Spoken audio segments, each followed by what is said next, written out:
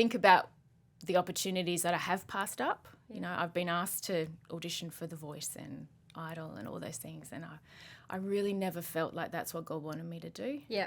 And I don't regret it.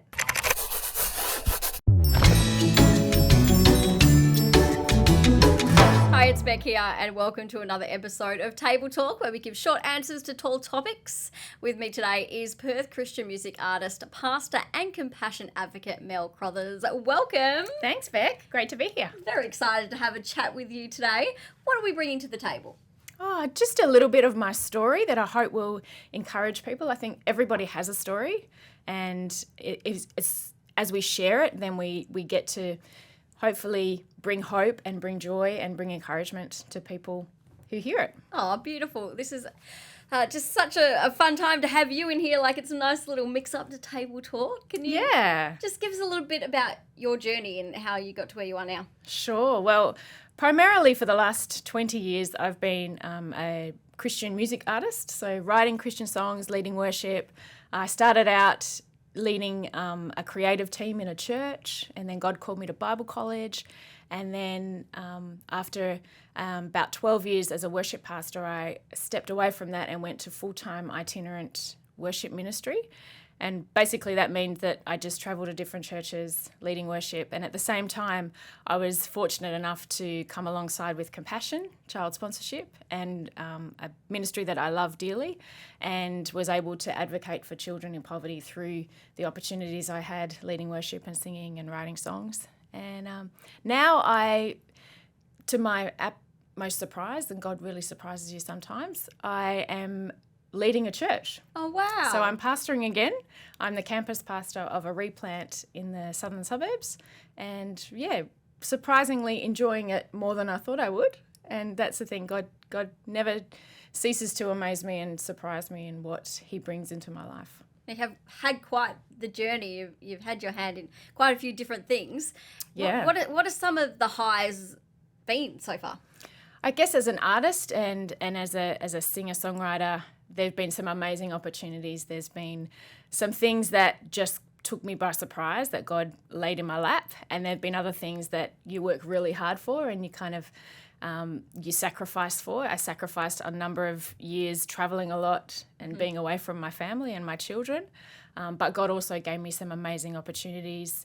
I remember a funny story. I remember being in Nashville, Tennessee, which many people think is the home of country music, which it is. Yep.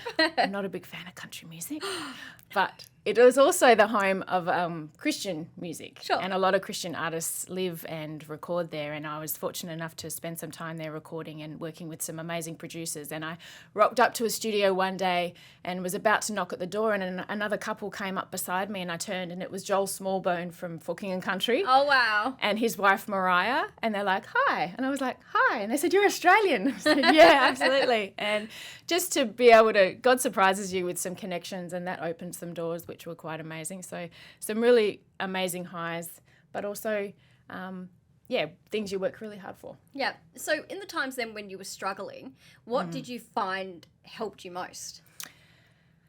I think the call, which you've got to be called by God. You know, people see the itinerant life and the Christian music artist as like, oh, it's great, you get to travel lots and you get to do these amazing things, but it's actually really hard work. Yeah. I was alone on the road a lot of the time. Yeah.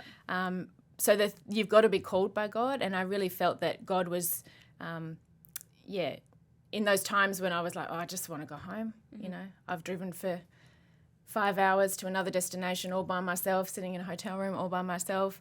It's those times when I'm like, okay, God, you've called me to this, what do you want me to do? And God just, encourages me with something, whether it's someone who reaches out and says, hey, that song really touched me and it made a difference, or I get to go and see the work of Compassion and see the difference that my speaking up for children in poverty is making a difference, even ever so slightly, in God being able to bring children out of poverty. Now, when you say advocating for kids who are impoverished, and you are an ambassador for Compassion, how did that come about? What kind of work have you been doing with them?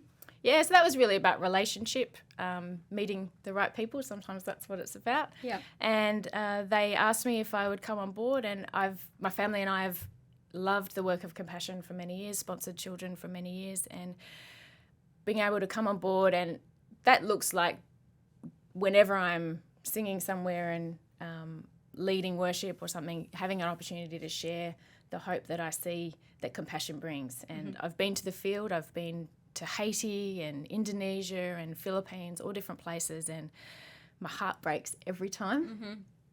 And I see God's heart for children especially.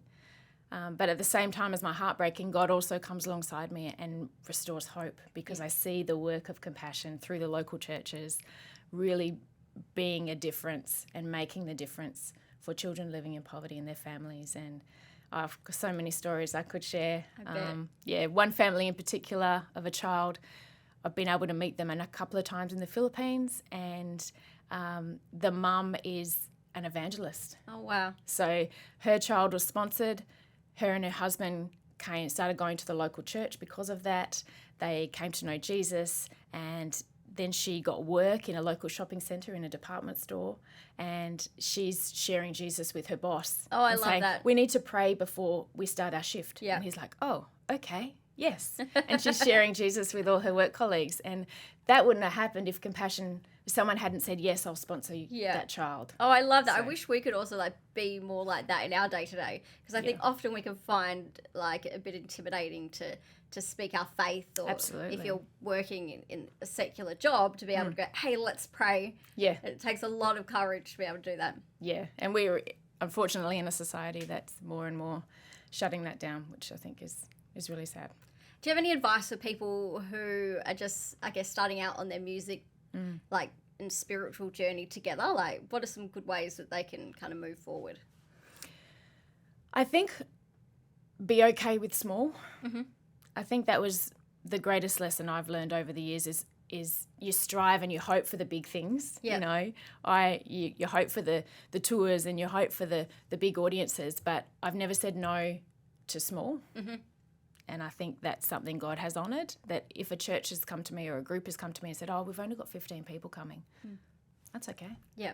Because I know that what I bring will bring hope, hopefully, and something to those 15 people. And maybe there's one person in that group who just needed to hear what I had to say in a song, or what I had to share that God was doing in me, encourage them. So not despise the small things. Yeah. And what makes you continue to do what you do? It's interesting. Yeah. I think 1 Corinthians 9, Paul says, I'm compelled. You know, you just can't not. Yep. And I think that's what God has changed me and done so much in my life and shown me such grace that I can't not share that with others. And, you know, how selfish would I be if I'd take this gift that I believe God's given me in music and in my voice and to not use it for him. Yep. And I'm compelled to do it. Yeah. I think about the opportunities that I have passed up. You know, I've been asked to audition for The Voice and Idol and all those things, and I really never felt like that's what God wanted me to do. Yeah. And I don't regret it that I didn't do those things. And I feel that I'm doing what God has called me to do, and God will never disappoint you. That's what I'm learning. I'm in my mid-40s now, and every day God surprises me. And the things that I go for, that I think, oh, that's what I want to do, and God says, no, turn this way. I always say, oh, you were right, God. Yeah. Even now, pastoring a church, I never thought I'd go back into ministering in a church, but I'm loving it. Oh, it's beautiful. I said yes to 12 months. Yeah. And how long's it been? I just signed a contract for Inevitable. Oh. So I was like, 12 months, you know, the borders were still shut. COVID kind of shut the music stuff down for a while.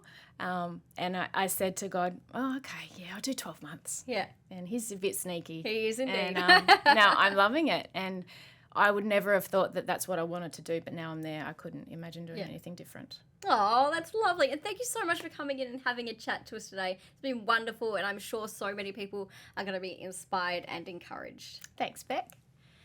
Thank you so much for joining us as well. Mel Crothers has been our guest, and you can join us on Table Talk anytime you like by hopping online. Don't forget to like and subscribe. We will see you next time.